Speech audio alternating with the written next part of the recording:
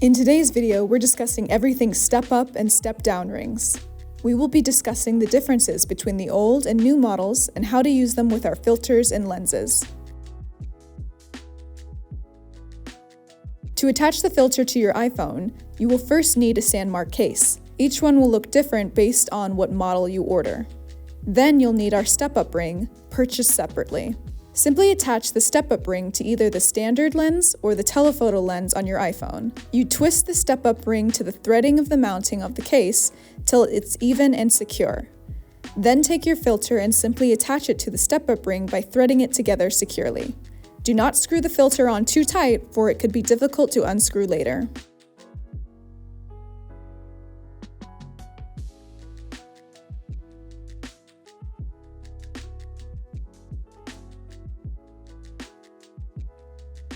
We offer two types of step-up rings, the 40.6mm and the 43mm.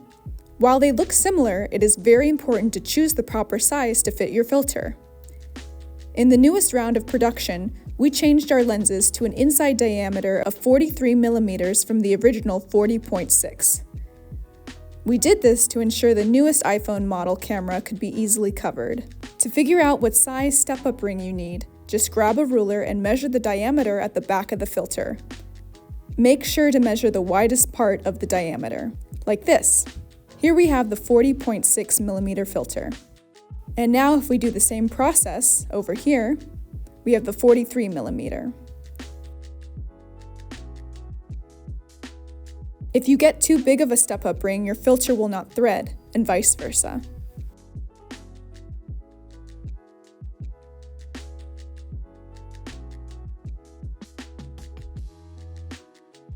This is a filter mount adapter, which allows you to mount our newer, larger diameter filters, the 43mm, to our older models of lenses with the 40.6 diameter.